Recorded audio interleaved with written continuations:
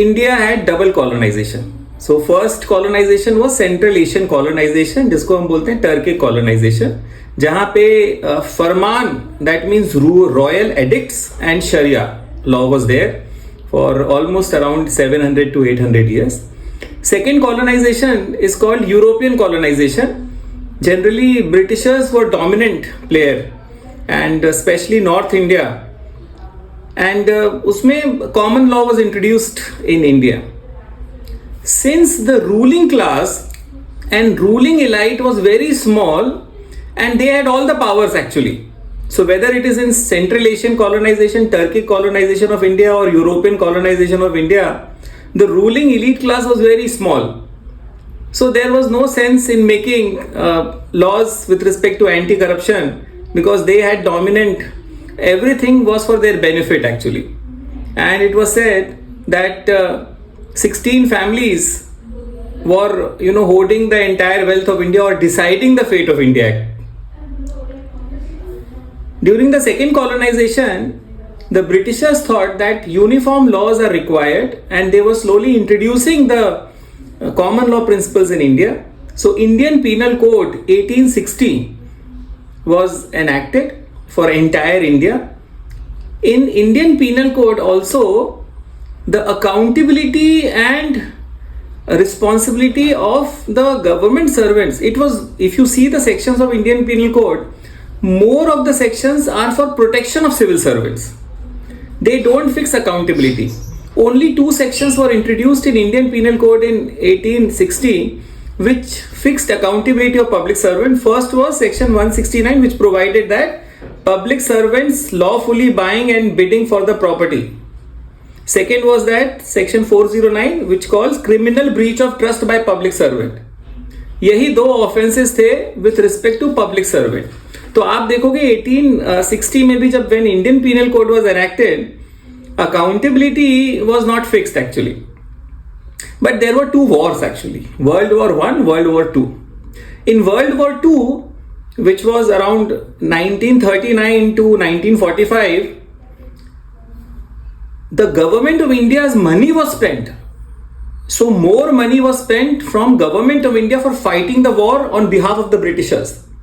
तो British government ने कम पैसा लगाया, इंडिया की जो गवर्नमेंट है, जो कॉलोनी थी, उसने ज्यादा पैसा लगाया.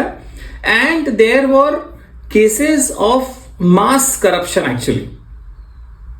सो when once the war ended in 1945, it was decided that we need to investigate corruption and bribery by central government employees which happened during World War II. World War II में जब war हो रही है तो सबके पास discretionary power बहुत ज्यादा होता है.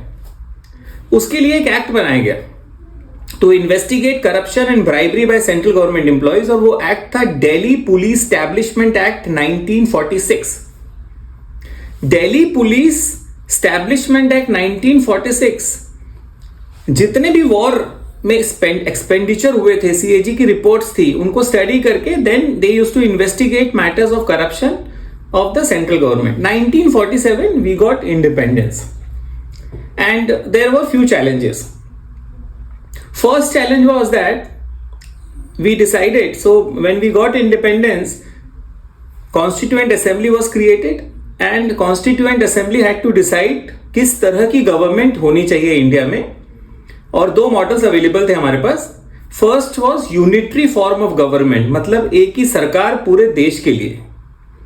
और दूसरा था, अब जिस तरह से जो एक ही सरकार पूरे देश के लिए मीन्स जैसे चाइना में है या बांग्लादेश में है, एक मॉडल वो हो गया. एक दूसरा मॉडल भी था जो यूएसए में था और ऑस्ट्रेलिया में था, और वो मॉडल कहते हैं उसको 2 सरकारें एक देश में. That means there will be a local government and there will be a national government. In case there are 2 governments, we call it federal system. सिर्फ नाम है इसका. एक सरकार अगर पूरे देश को चला रही है हम बोलते हैं यूनिटरी सिस्टम. अगर 2 सरकारें पूरे देश को चला रही हैं तो हम बोलते हैं federal system. We decided, the constituent assembly decided to have a federal system for India. There was specific reason for that. Reason was that local requirement of India across India is different. So whatever is the local requirement of Tripura, it is very different from Kerala. It is also different from Leh Ladakh. The local requirement of Chhattisgarh is different from local requirement of Gujarat. So every place in India had their local culture, local languages. So it was better that we have two governments. So federal system was adopted. So two governments are protecting all of us.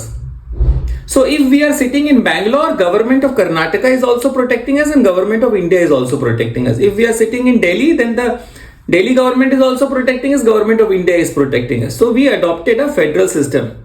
But उसमें challenge था. Challenge ये था कि अगर local जो governments हैं या state governments हैं, they declare themselves independent country, what happens? That those were real challenges at that time. तो एक स्ट्रॉन्ग ऑल इंडिया सर्विसेज बनाई गई. ऑल इंडिया सर्विसेज मतलब that all India services will be common for the state government and central government. दो सरकारें तो हैं, पर ये ऑल इंडिया सर्विस जो है स्टेट गवर्नमेंट को भी के लिए भी काम करेगी, सेंट्रल गवर्नमेंट के लिए भी काम करेगी. और ऑल इंडिया सर्विसेज में two services were included. One is Indian administrative services IAS and second was Indian police services IPS. अब जो टेंडेंसी होती है कि स्टेट गवर्नमेंट अपने आप को अलग कंट्री डिक्लेयर कर दे, ये टेंडेंसी खत्म हो जाएगी, क्योंकि ब्यूरोक्रेटिक लेवल पे, हाईएस्ट लेवल पे जो एडमिनिस्ट्रेशन है वो सेम है. और इसको हमने बोला steel frame of India. This is the steel frame, this is the backbone of India, this is one reason that we are united. Actually it is said, it was anticipated like this. All right. Second issue was that 1947 के पहले और उससे भी पहले जब double colonisation था, तब elite जो है ना वो एडमिनिस्ट्रेशन में आते थे. तो राजा का बेटा राजा बन जाता है या मंत्री बन जाता है, relatives. Now under the constitution we wanted कि इक्वालिटी ऑफ अपॉर्चुनिटी हो. Everybody should get a opportunity to serve at the highest level. So to create this equality of opportunity, जो पब्लिक एम्प्लॉयमेंट है उनके इंडिपेंडेंट रेगुलेटरी कमीशंस बनाए गए. और independent commissions जो central level का है वो है UPSC, union public service commission. तो union public service commission without fear and favour exams लेता है, और जो भी क्वालिफाइड होता है, एनी ग्रेजुएट और whatever is the qualification, और engineering graduate, they can appear in the exams and they can serve whatever services they want to serve. State level पे बनाया गया state PSC public. So every state has their PSC. So that means Madhya Pradesh public service commission, Bihar public service commission. Just add the name of the state and that public service commission will be there. All right. But ये भी था कि constitution में it was a political democracy.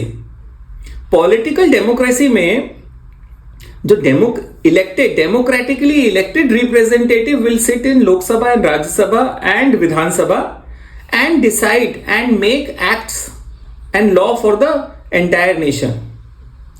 उस case में अगर constitution को follow करना है, so constitution is the highest law जो कॉन्स्टिट्यूएंट असेंबली बना रही थी 1947 से लेकर 1949 तक. लेकिन अगर पॉलिटिकल एग्जीक्यूटिव किसी और डायरेक्शन में चले जाएं, where sovereignty and integrity of India is hampered, तो कॉन्स्टिट्यूशन में ही ये जो सिविल सर्विसेज है, whether it is state civil services और नेशनल सिविल सर्विसेज, उन सबको प्रोटेक्शन दी गई. और प्रोटेक्शन थी हमारी पार्ट 14 ऑफ द कॉन्स्टिट्यूशन में, जिसको बोलते हैं services under the union and the state. तो उनको निकालना आसान नहीं था किसी के लिए, and they were duty bound to follow the constitution of India. All right. Later on पहले मैंने दो ऑल इंडिया सर्विसेज की बात करी, लेकिन थर्ड ऑल इंडिया सर्विसेज 1963 में इंक्लूड करेगी, जिसको बोलते हैं Indian forest services. All right. अब all powers under the constitution of India were vested with the president of India. सारी चीजें जो करना है वो प्रेसिडेंट को करना है, और स्टेट में जो भी पावर्स है वो गवर्नर को करना है. पर गवर्नर या प्रेसिडेंट अकेले तो सब काम नहीं कर सकता. तो प्रेसिडेंट को ये पावर दी कि आप अपने काम को अलग अलग लोगों में डिवाइड कर सकते हो, डिवीजन ऑफ लेबर कर सकते हो. एंड डिवीजन ऑफ लेबर के लिए प्रेसिडेंट ऑफ इंडिया ने एक रूल्स निकाले, जिसको बोलते हैं government of India allocation of business rules 1961. Allocation of business rules अलग अलग डिपार्टमेंट्स, अलग अलग मिनिस्ट्रीज क्रिएट करता है, और वो डिपार्टमेंट्स और मिनिस्ट्रीज क्या क्या काम करेंगे वो लिखता है। जैसे आप वर्क डिस्ट्रीब्यूशन के ऑर्डर्स निकालते हो, उसी तरह से सारी मिनिस्ट्रीज के पावर्स लिखे हुए हैं। Allocation of government of India, allocation of business rules 1961। Alright. और government of India allocation of business rules में जो रूल्स या जो भी मेथड, जो भी एडमिनिस्ट्रेशन के लिए काम करना है या अपॉइंटमेंट के लिए काम करना है, सब कुछ दिया गया मिनिस्ट्री ऑफ होम अफेयर्स को। Okay, alright. 1962 में एक और वॉर हुआ, which was Indo China war. India China के वॉर के बाद भी ये खबरें आई कि जब इंडिया चाइना का वॉर हो रहा था तो इमरजेंसी प्रोक्योरमेंट बहुत ज्यादा करना पड़ा था सामान का। जब भी वॉर होती है तो इमरजेंसी डिक्लेयर होती है और बहुत सारी चीजें होती है। उसमें भी ये देखा गया कि कुछ कुछ करप्शन के मैटर्स आ रहे थे। In fact Lal Bahadur Shastri home minister थे, उनके अगेंस्ट भी कुछ कुछ कंप्लेंट्स आ रही थी। तो एक कमेटी बनाई गई, जिस कमेटी का नाम था सांथानम कमेटी। सांथानम कमेटी को यह दिया गया कि इंडिया में पब्लिक सर्विस लेवल पे या ऑफिसर्स लेवल पे करप्शन नहीं हो, इसके लिए रिकमेंडेशन दे। सांथानम कमेटी रिपोर्ट जो आई 19, उसने एक रिकमेंडेशन दिया कि एक इंस्टीट्यूशन को स्ट्रेंथन करा जाए और सेंट्रल ब्यूरो ऑफ इन्वेस्टिगेशन बनाया जाए। जो दिल्ली पुलिस एस्टैब्लिशमेंट एक्ट 1946 में बना था, उसके अंडर एक अथॉरिटी बनाई गई और उसका नाम रखा गया सेंट्रल ब्यूरो ऑफ इन्वेस्टिगेशन। 1963 में उसको इस्टेब्लिश करा गया। पहले से एक छोटी सी अथॉरिटी थी, पर उसको वाइड कर दिया गया एक्चुअली। एंड उसको यह भी पावर्स दे दिए गए कि सीपीएसयूज जितने भी हैं या सेंट्रल गवर्नमेंट के एम्प्लॉइज हैं, उनमें अगर इनके अगेंस्ट इन्वेस्टिगेशन करनी है, तो अगर मान लो एनएचपीसी एनटीपीसी का ऑफिस है कहीं भी और उसमें कोई करप्शन की इन्वेस्टिगेशन करनी, तो सीबीआई विल डू इट। उसके बाद एक और प्रॉब्लम को सॉल्व करा गया। अगर इंटरनेशनल एयर स्पेस में अगर कोई चैलेंज आता है जो किसी की टेरिटरी नहीं है, एक फ्लाइट में कोई ना कोई इशू आया है या कोई क्राइम हुआ है, उसमें कौन सी पुलिस देखेगी? नंबर 1। नंबर 2, अगर हाई सीज है, समुद्र तट से अगर 12 न्यूटिकल माइल्स के बाहर कोई शिप है और वहां पे कोई क्राइम हुआ है, तो कौन देखेगा? तो सीबीआई को ये एडिशनल पावर्स दे दिए गए। इनफैक्ट इंटरपोल जो है, इंटरनेशनल पुलिस ऑर्गेनाइजेशन के पावर्स भी सीबीआई को दे दिए गए। तो फर्स्ट रिफॉर्म जो सांथानम कमेटी का रिपोर्ट था, वो था creation and establishment of central bureau of investigation. But there was a second reform also, which को बोलते हैं सेंट्रल विजिलेंस कमीशन। सो 1964 में for prevention of corruption and promoting integrity in public administration, central vigilance commission was also established. Alright. But the challenge was that कि जो procedure होगा corruption में, उसको define नहीं करा गया था। राजीव गांधी की जो गवर्नमेंट है, उन्होंने 1988 में एक एक्ट बनाया जिसका नाम है the prevention of corruption act 1988। And जो प्रोसीजर होता है with respect to investigation, with respect to corruption, वो डिफाइन करा। उसमें एक इंपॉर्टेंट क्लॉज डाला और वो इंपॉर्टेंट क्लॉज था रेड हैंडेड। अगर रेड हैंडेड किसी को पकड़ लिया पैसे लेते हुए या देते हुए, in that case it will be deemed that person has committed the crime। इसीलिए आप देखते हो कि वो कुछ केमिकल लगा के आते हैं और जब नोट दिया जाता है या पैसे दिए जाते हैं तो वो लाल हो जाते हैं, and it is called red handed. Red handed, अच्छा, जब करप्शन की कंप्लेंट आती है तो अगर रेड हैंडेड पकड़ लिया तो कोई प्रायर सैंक्शन नहीं चाहिए। इसमें एक और चैलेंज था। क्वेश्चन ये था कि जब the prevention of corruption act 1988 बन रहा था, तो सीनियर ऑफिसर्स का ये कहना था कि भाई we have to take decisions day in day out, and बहुत सारे हम डिसीजंस लेते हैं, हम फ्री एंड फेयरली डिसीजन ले सके, इसलिए हमें लिबर्टी होनी चाहिए। ऐसा नहीं होना चाहिए कि कोई एसएचओ आके हमें गिरफ्तार कर ले। We are senior officers, joint secretary, additional secretary.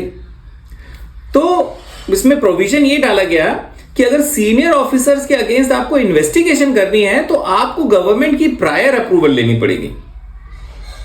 तो मिनिस्ट्री ऑफ होम अफेयर्स को आपको लेटर लिखना पड़ेगा एसएचओ को कि ये हमारे पास एविडेंस है और हमें लगता है कि हमें इन्वेस्टिगेशन करनी है। तो then once the ministry of home affairs, अभी कोई और मिनिस्ट्री में नाम बताऊंगा उसका, चेंज हो गई है, पर अभी क्योंकि अभी स्टोरी चल रही है, तो मिनिस्ट्री ऑफ पर्सनल है, डिपार्टमेंट ऑफ पर्सनल, तो जो भी मिनिस्ट्री है उससे अप्रूवल लोगे आप, अप्रूवल लेके then you start investigation. But उसमें एक एक्सेप्शन क्लॉज दिया गया, और एक्सेप्शन क्लॉज दिया गया red handed. If a person is found to accept bribe red handed then no sanction is required. इसीलिए आप देखते हो चाहे वो सीबीआई हो चाहे और कोई डिपार्टमेंट हो, अगर ऐसा करप्शन का मैटर आता है तो वो कोशिश करते हैं कि किसी तरह से हम रेड हैंडेड पकड़ लें, क्योंकि अगर रेड हैंडेड नहीं पकड़ा तो आपको प्रायर सैंक्शन लेने की जरूरत है। ऑल राइट, अब 1996 में जो डिपार्टमेंट है पहले मिनिस्ट्री ऑफ होम अफेयर्स के पास था, मिनिस्ट्री ऑफ होम अफेयर्स में उसके 2 पार्ट्स कर दिए गए 1985 में। तो 1985 में अलग डिपार्टमेंट बनाया गया जिसको बोलते हैं department of personal and administrative reforms, and ministry of home affairs अलग ही रहा। और ministry department of personal and administrative reforms directly prime minister के अंडर में रहता है actually.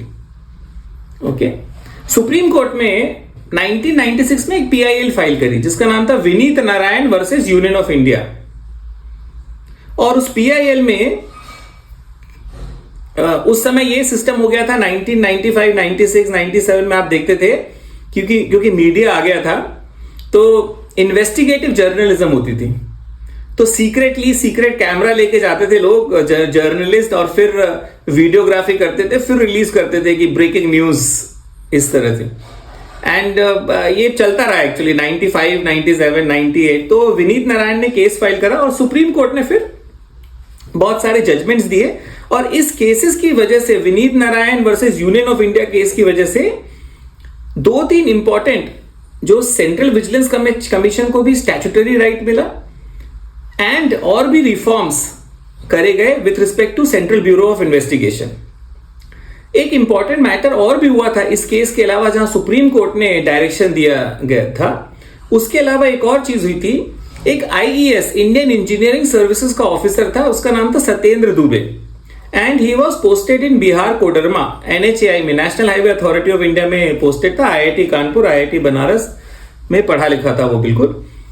And he was writing letters informing the government with respect to corruption in building of highways.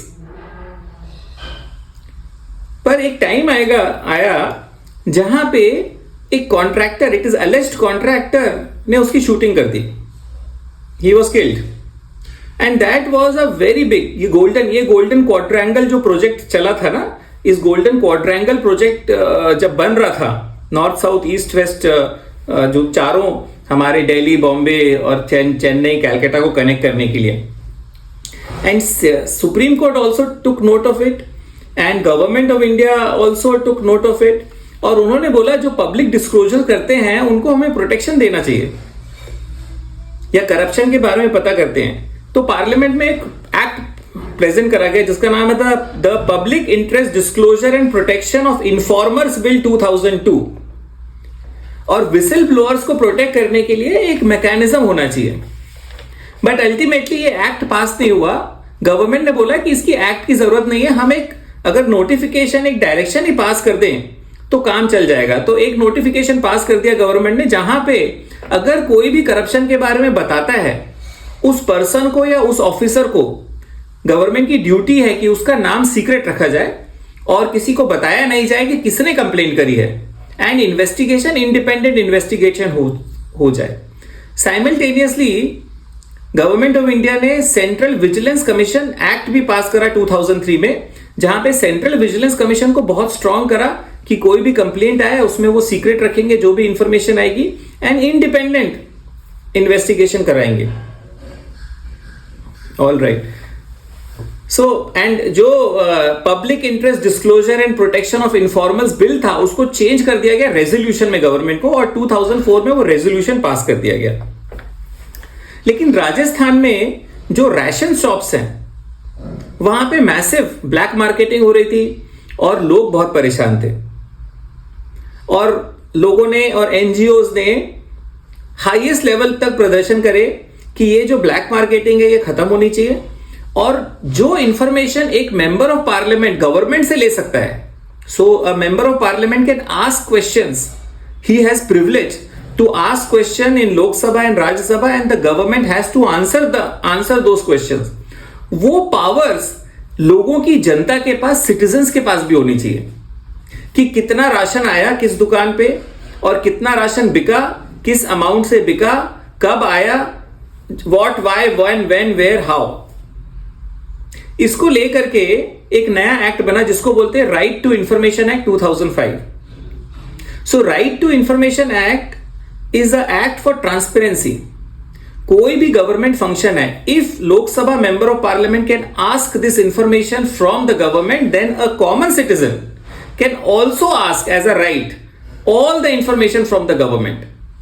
There are exceptions, but those exceptions are far and few between. वो defence से related matters हैं या फिर third party से related matters हैं, कुछ matters में exception दिया गया है, but 99% information is accessible by people. और ये जो इंफॉर्मेशन है, इसने जो राइट टू इंफॉर्मेशन है, इसने एक तरह से इंडिया में रेवोल्यूशन लाया, जहां पे public new lot of things and lot of corruption cases were busted. In fact 2005 में जब ये राइट टू इंफॉर्मेशन एक्ट आया तो इतनी सारी एप्लीकेशंस आ रही थी, इतनी इंफॉर्मेशन बाहर जा रही थी कि लोगों एंड नए नए जो करप्शन के मैटर्स हैं वो उजागर हो रहे थे। तो एक मूवमेंट स्टार्ट हो गया एंड उस मूवमेंट का नाम था जन लोकपाल मूवमेंट, अन्ना हजारे।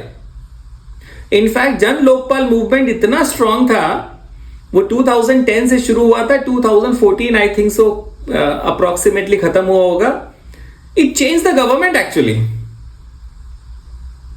एंड उनकी डिमांड एक थी कि इंडिया में जो हाईएस्ट पोजीशन पे है, whether it is prime minister, cabinet minister, chief justice, उनके अगेंस्ट किसी को कंप्लेंट करनी है तो there should be a forum for doing those complaints. और उस एक मैकेनिज्म जो स्वीडन में डेवलप हुआ था, सो स्वीडन में एक अनोखी चैलेंज था। स्वीडन के जो डेमोक्रेटिक सिस्टम हम अभी फॉलो कर रहे हैं वो स्वीडन में 1880 के आसपास आ गया था। अब अगर किसी प्राइम मिनिस्टर या कैबिनेट मिनिस्टर या सीनियर ऑफिसर ने कोई क्राइम करा है तो उसके अगेंस्ट एफआईआर फाइल हो सकती है। अगर किसी ने सिविल ऑफेंस करा है तो फिर सिविल केस उनके अगेंस्ट दायर हो सकता है। वो सब तो ठीक है, लेकिन अगर कोई गवर्नमेंट ऑफिसर या सीनियर पॉलिटिशियन या minister is guilty of dereliction of duty, dereliction of duty का मतलब यह है कि आपको इलेक्ट कर लिया लेकिन आप ऑफिस ही नहीं जा रहे हैं। आप बोल रहे ठीक है 5 साल मैं इलेक्टेड हूं, मैं नहीं जा रहा ऑफिस, आप करो जो करना है, आप 5 साल बाद चेंज कर देना मुझे। Then what remedy citizens have? That discussion was happening in Sweden. तो स्वीडन वालों ने एक अनोखा रास्ता, नया रास्ता निकाला, और नया रास्ता जो था वो है ओम्बड्समैन, ग्रैंडफादरली फिगर। उन्होंने बोला we will create a institution of ombudsman in Sweden. If anybody has any complaint, any citizen has any complaint with respect to Chief Justice of Sweden, Prime Minister of Sweden, President or any other authority in the Sweden, they can file a complaint. And उनकी जो as थी वो 65 से 70 years, it was a grandfather figure. इसको आप इस तरह से समझिए कि फैमिली में जो डोमिनेंट मेंबर है या अर्नर है वो फादर है, बाकी ग्रैंडफादर डिपेंडेंट है, सन भी डिपेंडेंट है या बेटी भी डिपेंडेंट है। अगर जो फादर है वो कोई गलत काम कर रहा है तो सन के पास या डॉटर के पास क्या रेमेडी राइट है? तो उन्होंने बोला आप क्या करते हो? आप ग्रैंडफादर के पास बोलते हो कि पापा देखो दादा ये पापा क्या कर रहे हैं आप बताइए, एक persuasive value. And grandfather says okay देख लो बेटा ठीक करो थोड़ा थोड़ा। Similar persuasive value was given to ombudsman. So ombudsman investigation करते हैं और इन्वेस्टिगेशन करने के बाद व्हाइट पेपर रिलीज कर देते हैं। जो भी they don't have power to give punishment, क्योंकि मॉरल इशू है ना। अभी रिसेंटली 2 मॉरल इश्यूज आए थे। फिनलैंड की जो लेडी प्राइम मिनिस्टर है उन्होंने मतलब विस्की वगैरह पी करके डांस वांस कर रही थी, सोशल मीडिया में वायरल हो गया था, तो किसी ने कंप्लेंट फाइल कर दी ओम्बड्समैन में। फिर उसके बाद जो प्राइम मिनिस्टर वहां के हैं यूके के, वो कभी अपनी गर्लफ्रेंड के साथ ट्रैवल करने गए थे किसी आइलैंड पे, तो किसी ने फाइल करी वहां पे वहां भी ओम्बड्समैन बना दिया, प्रोसिक्यूटर। अलग अलग कंट्री में अलग अलग बोलते हैं। इंडिया में 2013 में because of the pressure from people act was passed which was called the Lokpal and लोक आयुक्त एक्ट 2013। सो लोकपाल एंड लोक आयुक्त एक्ट में if a citizen wants to file a complaint for the prime minister, member of parliament, group A या group B officers, group C and group D officers, director, manager, secretary of NGO, जहां पे government funding मिलती है, foreign contribution 10 lakh से ज्यादा है, इन सब के अगेंस्ट लोकपाल एंड लोक आयुक्त एक्ट के अंदर में कंप्लेंट आप फाइल कर सकते हैं। और जब कंप्लेंट फाइल करेंगे तो लोक आयुक्त डिसाइड करेगा कि उस कंप्लेंट की क्या क्या हुआ है उस कंप्लेंट में, और उसके पास 3-4 ऑप्शंस होंगे। नंबर 1 ऑप्शन होगा, वो क्या करेगा, सीबीआई को हैंडओवर कर देगा इन्वेस्टिगेशन के लिए। सेकेंड ऑप्शन ये होगा कि वो डिपार्टमेंट को बोलेगा डिपार्टमेंटल प्रोसीडिंग्स और एक्शन इसके अगेंस्ट इनिशिएट करो। थर्ड ऑप्शन ये है कि वो बोलेगा क्लोजर। ये पावर्स है लोक आयुक्त के और लोकपाल के। सो इस तरह से we have moved forward in India with respect to our journey. 1963 तक या 1964 तक what should be the conduct of a government servant या public servant, उसके लिए छोटे छोटे नोटिफिकेशंस थे। Actually there was no place कि हम कंबाइंड बेसिस में देख सकें कि what should be the conduct of a public servant। Lal Bahadur Shastri ji ने उसको कंपाइल करवा करके एक रूल्स रिलीज करे, and those rules are called Central Civil Services Conduct Rules 1964। Central Civil Services Conduct Rules 1964 में 27 पॉइंट्स हैं। ये 27 पॉइंट्स अगर कोई भी पब्लिक ऑफिसर या गवर्नमेंट सर्वेंट समझ जाए तो उसको ये क्लियर रहेगा कि what is the expectation of government from them. Let us discuss one by one all the 27। First is they से एब्सोल्यूट इंटीग्रिटी। सो इंटीग्रिटी का क्या मतलब है, या in general parlance integrated personality या स्प्लिट पर्सनालिटी में क्या डिफरेंस है। Everybody loves integrated personality. Integrated personality का बड़ा सिंपल सा अंडरस्टैंडिंग ये है, अगर कोई बंदा जो सोचता है वही कहता है और वही करता है, ही इज इंटीग्रेटेड पर्सनालिटी। दूसरा स्प्लिट पर्सनालिटी, पर्सन कुछ मन में कुछ और सोचता है लेकिन करता कुछ और है और कहता कुछ और है, he is a split personality. So one requirement of the Central Civil Services Conduct Rule is that we need people with absolute integrity and they should be integrated personalities. Second requirement of the conduct rule is devotion and duty. अब devotion and duty को बहुत widely interpret करा जा सकता है, पर जब जो रियल लाइफ केसेस आए उसमें मैं एग्जांपल देता हूं कि गवर्नमेंट कैसे सोचती है इसके बारे में। One of the instruction which government has passed under devotion and duty is that Aadhaar based biometric attendance system is mandatory and it is part of devotion and duty. Second principle under the central civil services conduct rules. Second instruction from the government which came is that कि कुछ बार observe करा था कि बीच में lunch break में सब लोग cards खेलते हैं या गेम्स खेलते हैं, तो एक इंस्ट्रक्शन पास करा गया कि लंच ब्रेक में कार्ड्स खेलना या गेम्स खेलना इज नॉट अलाउड। अगर इंडोर गेम्स भी खेलना है it has to be played after 7 PM। So these are some example of devotion and duty जो मैं 27 पॉइंट्स बता रहा हूं, तो सेकेंड पॉइंट जो ये है। फिर वहां पे एक चीज और है, प्रॉम्प्टनेस एंड कर्टसी। कर्टसी का मतलब ये है कि अब आप ये भी सोच सकते हो कि कर्टसी का मतलब ये है कि सबसे पोलाइटली बात करना। आंसर इज यस, पोलाइटली बात करना है पर गलत बात नहीं करना है। इसका रूल ये है polite but firm. So you have to follow rules, regulation, notification, but while communicating them we have to communicate politely, but we have to be firm on what we are saying.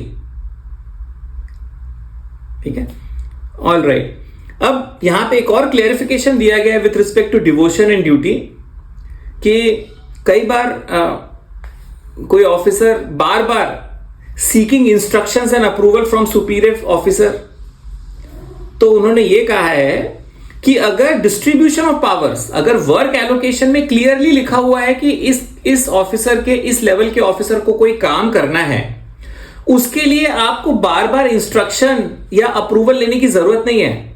If you again seek instruction and approval for the work which has already been allocated to you, then it is evading his responsibility. That example has been given with respect to devotion and duty. Third जो point बोला गया है, कुछ dos हैं कुछ do knots है. तो third point ये बोला गया है that do not do anything which is unbecoming of a government servant. So to take few examples, prime ministers के पास बहुत सारे एप्लीकेशंस आते थे from wives of the government servant. So wives जो गवर्नमेंट सर्वेंट की, वो प्राइम मिनिस्टर को लिखती थी कि मेरे हस्बैंड का यहां से यहां ट्रांसफर कर दो because of some personal difficulty. So it was clarified by the ministry that even if the wife is filing a request with the prime minister or anybody else, it is unbecoming of the government servant, so any relative should not do such applications. Secondly, rule 21 ये बोलता है कि restriction regarding marriage, a public servant can have only one living wife. So this is the rule and final rule. Exceptional cases में if a personal law is allowing for second wife, then additional approval has to be taken from the government. Only then the person can have second wife, and that will be the rarest of rare cases actually. So unbecoming of government servant में एक और चीज है, prohibition for employing children below 14 years of age. So even if you are if a government servant is taking a domestic help in him house, in that case please ensure, we all should ensure कि 14 साल से कम नहीं होनी चाहिए. अगर 15 साल का कोई लड़का है, लड़की है, आप उसको डोमेस्टिक हेल्प में ले रहे हैं, it is okay, but it should not be below 14 years actually. एक टेस्ट है जो कई बार बताया जाता है, जिसको बोलते हैं न्यूज़पेपर टेस्ट, या आप ये बोल सकते हैं सोशल मीडिया टेस्ट. आप या हम जो भी काम कर रहे हैं, अगर कल वो न्यूज़पेपर में आ जाए फ्रंट पेज में, तो आपको कैसा लगेगा? अगर वो न्यूज़पेपर में आ जाए फ्रंट पेज में और आपको अच्छा नहीं लगेगा तो मत करिए. Let us come to fourth principle which has been provided in the conduct rules. They say supremacy of constitution and democratic value. That means the public servant need not serve any monarchy, any zamindar. They are for democratic values. They have to serve people of India. In fact 1971 में prime minister Indira Gandhi ने privy purse को भी खत्म कर दिया था. Privy purse क्या है? तो जब 1947 से 49 या ऑलमोस्ट 50 तक इंडिया में सारे around 500 plus kingdoms were united, तो all the kings they lost their land. So for as a compensation they said okay, अब आपके लिए कुछ कमाने का जरिया नहीं क्योंकि आपने लैंड रेवेन्यू खो दी, तो सरकार आपको 1 लाख 2 लाख 3 लाख 4 लाख रुपए पर मंथ या पर ईयर देगी as a private purse, so that you can live peacefully. In 1971, it was also discontinued. All the powers of the kings were discontinued. So now it is all democratic principles actually. Fifth principle is sovereignty and integrity of India, security of the state and public order. So why do we work? Army में कहावत है कि we work for नाम निशान and नाम नमक and निशान. That means name, loyalty and recognition. हमारा नाम खराब नहीं होना चाहिए. Since government of India, people of India are paying a salary, we should be loyal to the nation and we are not working for money, we are working for recognition. अगर money के लिए काम करना है तो private sector है, बहुत सारे काम और भी हैं. Sixth principle is called ethical standards and honesty. Sixth principle which is expected from the public servant is political neutrality. इसको हम बोलते हैं arm's length test. That means no taking part in politics and elections.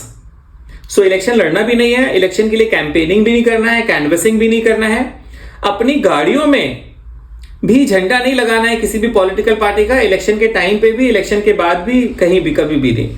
In fact अपने घरों में भी नहीं लगाना है, for political neutrality.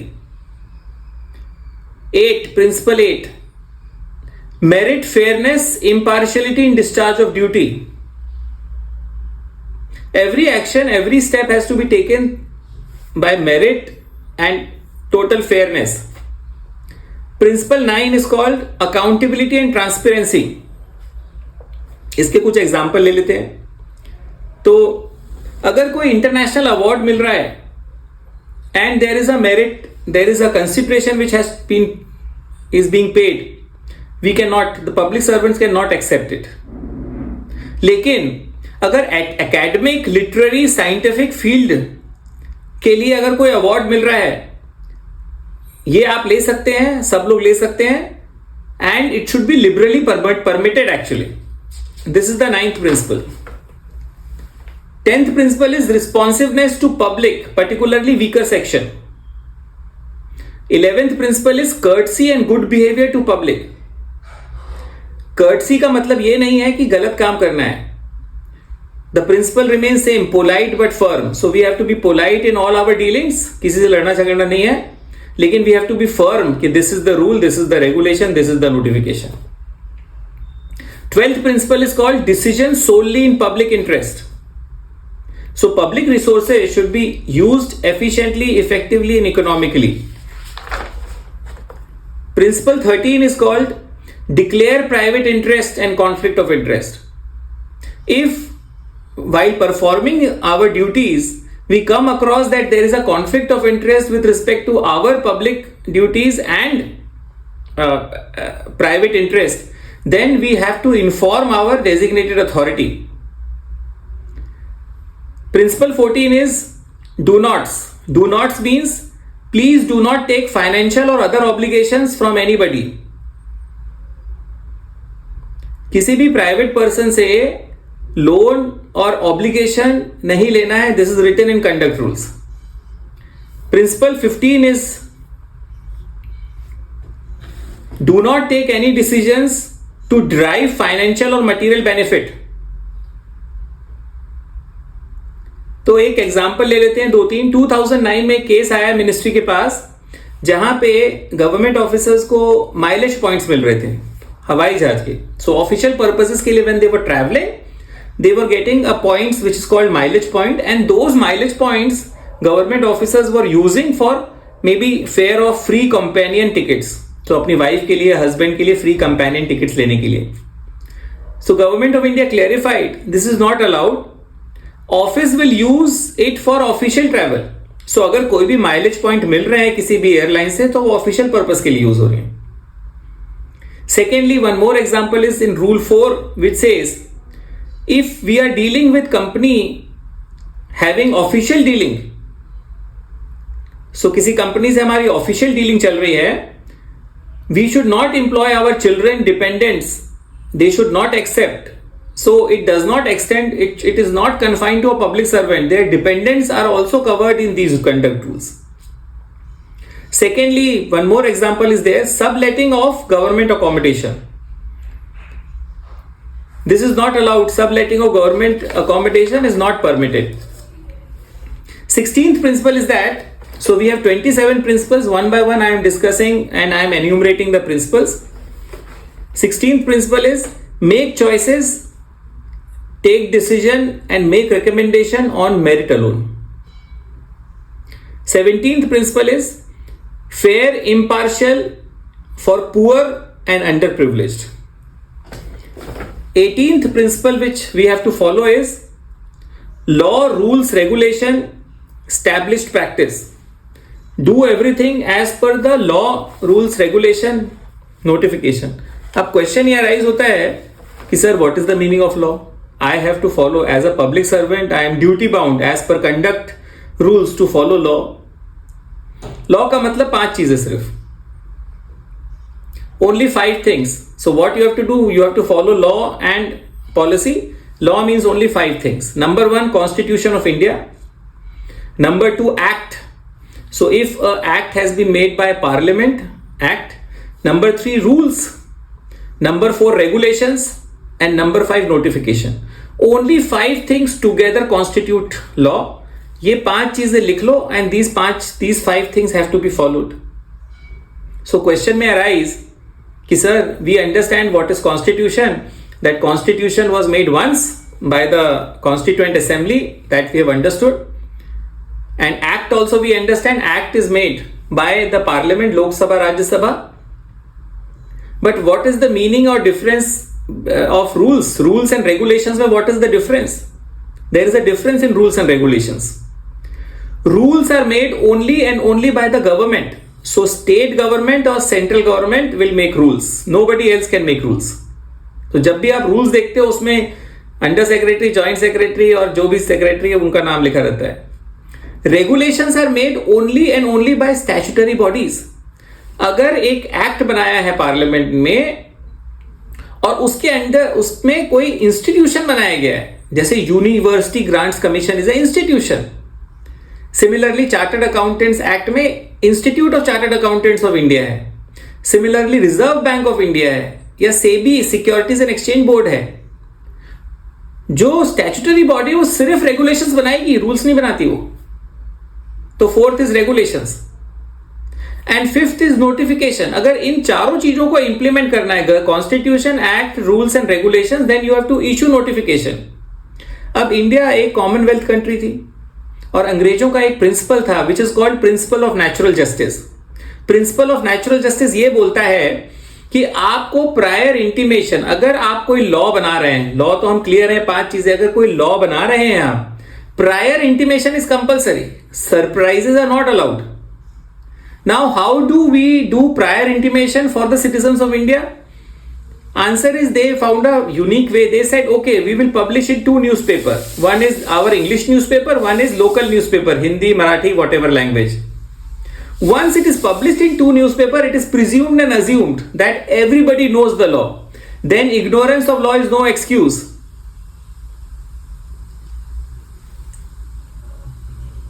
Now the government was publishing it in 2 newspapers, but सारे newspaper वाले fight कर रहे हैं अपने.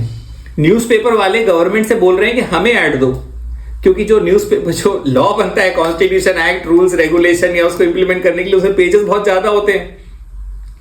तो गवर्नमेंट ने डिसाइड करा कि हम क्यों प्राइवेट न्यूज़पेपर्स को दें, एक काम करते हैं, हम अपना खुद का न्यूज़पेपर निकालते हैं. और खुद का न्यूज़पेपर जो गवर्नमेंट ने निकाला उसका नाम आप लोग बताइए. What is the newspaper of the government? Shekhar ji, can you hear me? Senthil Kumar ji या अमित जी बोलिए. Gadget sir, gadget notification. Excellent, wonderful. Gazette notification. तो gazette of India is the newspaper of government.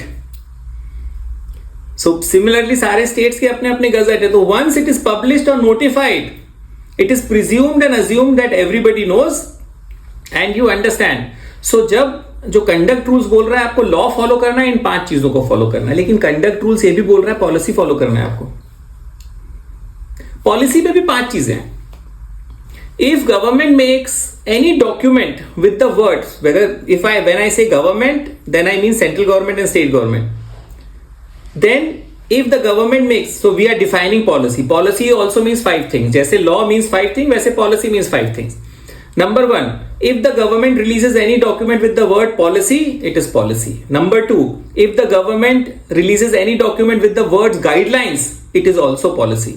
Number 3, if the government releases any document with the word plan, there are alternative names also, program, roadmap, mission, they are also policy. Number 4, if the government releases any document with the word scheme, sometimes we call it fund also, it is also policy. Number 5, if the government releases any document with the words model laws, it is also policy. ये 5 चीजें together policy है. We have to follow it. But you can have a counter question. You can say sir इसमें कोई difference भी है क्या? ये अलग अलग है कि सेम है? ये पॉलिसी है पर इनमें डिफरेंस है. If the government wants to tell you why and what, why government is doing it and what government proposes to do, जो ओवर आर्चिंग फिलोसफी अगर गवर्नमेंट को बताना है तो वो वर्ड यूज करती है policy.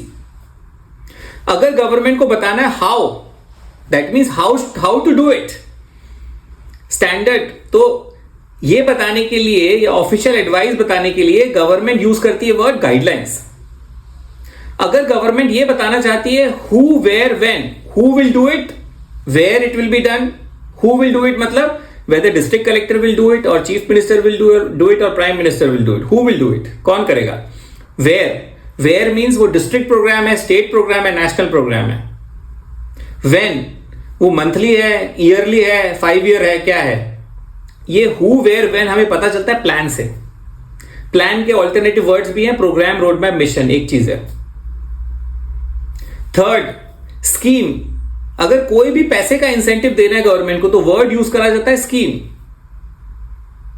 Part A of budget, CFA, central financial assistance, अगर आपको देखना है तो बजट का पार्ट ए देखिए, उसमें CFA लिखा होता है.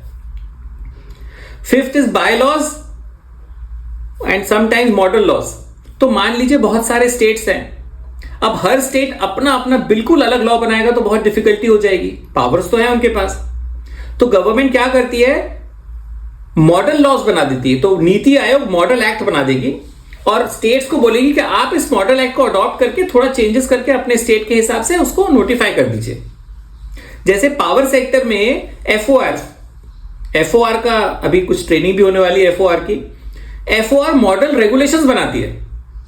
तो जो state electricity regulatory commission across India है वो मॉडल रेगुलेशन को लेकर के अपने हिसाब, पावर्स है स्टेट इलेक्ट्रिसिटी रेगुलेटरी कमीशन के पास, और जो वो मॉडल लॉज बना रही है वो पॉलिसी है.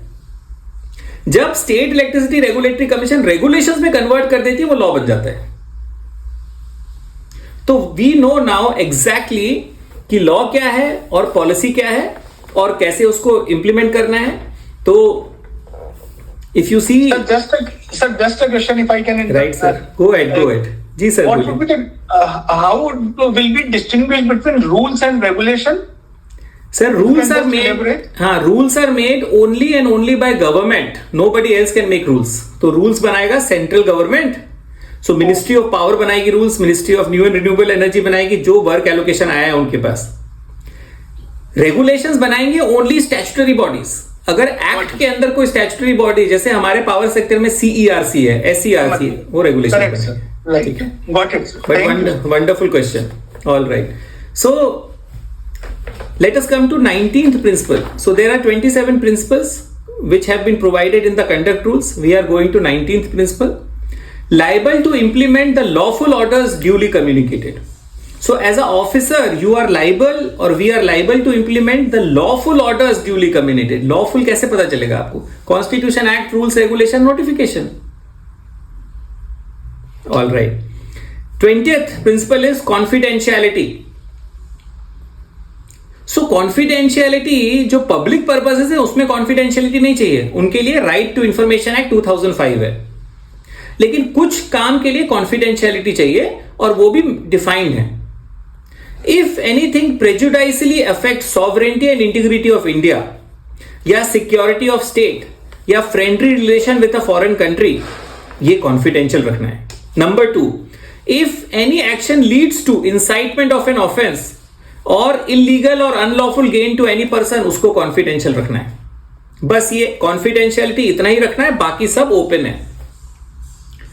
21st principle is called highest degree of professionalism.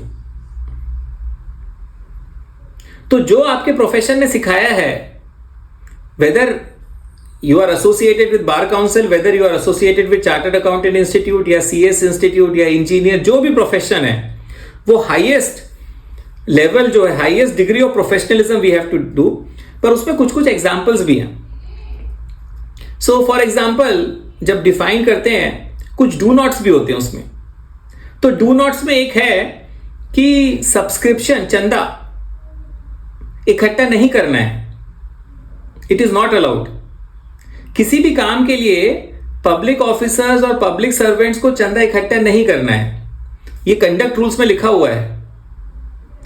Let others do it, you may give it, वो कोई इशू नहीं है। आपको उससे कोई मांगने आ रहा है, आप अगर सपोर्ट कर रहे हो, अपना थोड़ा पैसा सैलरी का दे रहे हो, no problems, but you should not be the front face who is collecting any kind of money for it may be a common purpose. Secondly, let us assume highest degree of professionalism तो ठीक है, आपको superior direction दे रहा है in writing. So conduct rules ये बोलता है कि जो भी डायरेक्शन देना है वो राइटिंग में देना है। Oral directions must be avoided, and if oral directions are not avoidable for any reasons, it should be later on immediately confirmed in writing actually. जो ऑफिसर्स को अपना बेस्ट जजमेंट अप्लाई करना है except when acting under direction of a superior officer. So आपका कोई best judgement हो सकता है कि इसको काम इस तरह से करना चाहिए, लेकिन अगर सुपीरियर ऑफिसर ने आपको डायरेक्शन दिया है तो आपको वो एक्सेप्शन है, then you have to apply whatever superior officer is saying. Highest degree of professionalism के कुछ कुछ एग्जांपल्स हैं, and these examples have come, जो मैं बता रहा हूं ये एग्जांपल्स राइटिंग में आए हैं अलग अलग नोटिफिकेशंस में। 22nd principal is called all steps for protection of women from harassment in work place. So India का जब इंडेक्स देखा गया, क्योंकि इंडिया का एक सपना था कि डेवलप्ड कंट्री बनना है 2047 तक, लेकिन एक बहुत बड़ा चैलेंज है, और वो एक चैलेंज ये भी है कि वुमेन वर्क पार्टिसिपेशन नहीं है। अगर equal number of women participation नहीं होगी, इंडिया का जो डेवलपमेंट ग्रोथ है बहुत कम हो जाएगा, छोटा हो जाएगा, धीरे हो जाएगा, स्लो हो जाएगा। हम नेक्स्ट जनरेशन को एक डेवलप्ड कंट्री जितनी जल्दी नहीं दे पाएंगे। अब अगर हम वुमेन की पार्टिसिपेशन की बात कर रहे हैं तो we have to take all step for protection of women from harassment in work place. 1997 में एक पब्लिक इंटरेस्ट लिटिगेशन राजस्थान से आई थी। Vishakha is not a ladies name, Vishakha is a NGO. उन्होंने पब्लिक इंटरेस्ट लिटिगेशन फाइल करी थी कि there is no law in India, act, rules, regulation, notification, constitution which directly protects women from harassment in work place. तो supreme court ने एक order pass करा and direction दी गई जिसको बोलते हैं विशाखा गाइडलाइंस। उसमें बोला कि to protect women from sexual harassment these steps have to be taken by all organizations and they were implemented। 2013 में पार्लियामेंट ने एक एक्ट बना दिया, और पार्लियामेंट ने जो एक्ट बनाया उसका नाम है sexual harassment of women prevention, prohibition and redressal act 2013। और उसमें डिफाइन करा बहुत सारी चीजों को। हम यहां पे सिर्फ 2-3 चीजें डिफाइन कर रहे हैं। हम सिर्फ ये बोल रहे हैं अगर 3 चीजें मिल जाती हैं साथ में then it is sexual harassment. अगर ये 3 चीजों में एलिमेंट कोई मिसिंग है तो it is not sexual harassment in work place. 5 acts हैं जो डिफाइंड है एज अ हरासमेंट, 5 सर्कमस्टेंसेज है और 5 जगह है, 5 प्लेसेस। तो 5 acts, 5 circumstances and 5 place, if they combine together then it falls under the definition of harassment. तो मैं जो central civil services conduct rules है 1964 का रूल 3C पढ़ रहा हूं बस। ए डिफाइन करता है सेक्सुअल हरासमेंट, वो बोलता है includes any one or more of the following acts or behaviors whether directly or by implication, namely number 1 physical contact and advances, number 2 a demand or request for sexual favors, number 3 making sexually colored remarks, number 4 showing pornography, number 5 any other welcome unwelcome physical, verbal, non verbal conduct of sexual nature. ये 5 acts में अगर कोई भी एक act हो रहा है तो first element is done. Second element is with respect to circumstances.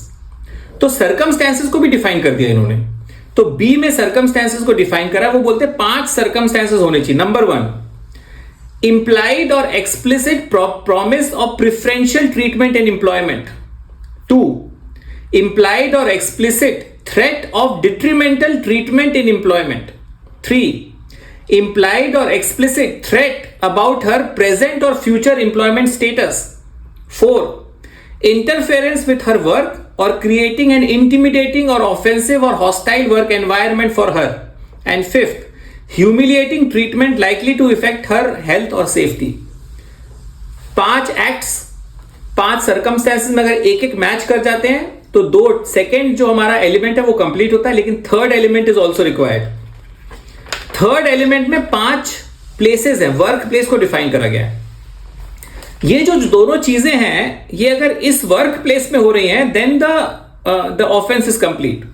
और ये 5 है. नंबर 1 वर्क प्लेस कैसे डिफाइन करता है. 1, any department, organization, undertaking, establishment, enterprise, institution, office, branch or unit which is established, owned, controlled or wholly or substantially financed by funds provided directly or indirectly by the central government. Number 1. Number 2, hospitals or nursing homes. I am reading. Number 3, any sports institute, stadium, sports complex or competition or games venue, whether residential or not, used for training sports or other activities related thereto. Number 4, any place visited by the employees arising out of or during the course of employment, including transportation provided by the employer or undertaking such journeys. Number 5 is very important, a dwelling place or a house. ये 5 + 5 + 5, so 5 acts में कोई भी element अगर आ गया, 5 circumstances अगर कोई भी circumstances है, एंड 5 प्लेसेस. अगर इनमें एक आप 3 जोड़ देते हो, it falls under the category of harassment and action is taken. There is internal complaints committee और उसका पूरा प्रोसीजर है. Alright, next element 23rd element is called media and press. Criticism of government is not allowed through social media. There is a exception. Exception सिर्फ ये है आपका media और press का कि अगर कोई कमिटी या कोर्ट आपको एविडेंस के लिए बुलाता है, या then you have to say you can criticise the government. That is a exception. 24th principal is gifts. Gifts के लिए गिफ्ट को डिफाइन करा है, उसमें फ्री ट्रांसपोर्ट भी आता है, बोर्डिंग भी आता है, लॉजिंग भी आता है. लेकिन अगर आपने नियर रिलेटिव या क्लोज फ्रेंड से ले रहे हैं जिनसे कोई ऑफिशियल डीलिंग नहीं है, तो it will not consider as gift actually. और दूसरा, अगर कोई वेडिंग है आपके घर में या फ्यूनरल है, रिलीजियस फंक्शन है, वहां पे आपको कुछ गिफ्ट मिल रहा है, दैट इज ऑल्सो ओके, पर उसकी लिमिट है. ग्रुप ए और बी ऑफिसर्स के लिए 5,000 से ज्यादा नहीं होनी चाहिए. अगर 5,000 से ज्यादा है तो यू हैव टू इन्फॉर्म. और ग्रुप सी और डी ऑफिसर्स के लिए 2,000. Next is dowry. So dowry prohibition act में it is not allowed. Principle 25 is private trade और एम्प्लॉयमेंट. सो प्राइवेट ट्रेड और employment is also not allowed. 26th is investment leading to borrowing. So investment जैसे share market करना है तो जो speculative investment है it is not allowed. Speculative investment मतलब frequent purchase and sale of shares. एक limit बांध दी है गवर्नमेंट ने अपने रूल्स में. उन्होंने बोला है 50,000 रुपए तक अगर ए और बी कैटेगरी के ऑफिसर्स हैं तो 50,000 तक आप ले रहे हो shares, it is okay, perfectly okay. लेकिन 50,000 से ज्यादा का अगर शेयर लोगे एक साल में तो it will be considered as speculative actually. अब ये मुझे rule, I have gone through the rules, but I thinks ये जो लिमिट बंदी है वो बहुत पुरानी लिमिट है. It should B revised. May be somebody can give a representation. 27th is movable, immovable and valuable property. So first employment जब होता है तब रिटर्न भरनी पड़ती है सारे ऑफिसर्स को. उसमें जितनी भी असेट्स हैं, लाइबिलिटी हैं, immovable property, inherited shares and debentures and cash inherited, वो सब मेंशन करना पड़ता है. और फिर एनुअल आपको रिटर्न्स भरनी पड़ती है. मूवेबल प्रॉपर्टी में ज्वेलरी इंश्योरेंस पॉलिसी भी आती है. All loans are there. Motor car, motorcycle, horses, refrigerator, radio, television set, there part. So in total ये 27 प्रिंसिपल्स अगर हमने समझ लिए तो गवर्नमेंट एम्प्लॉयमेंट करना आसान हो जाएगा और हमें पता होगा कि what are our dos and what are our don'ts. With this, I conclude my session. Thank you so much.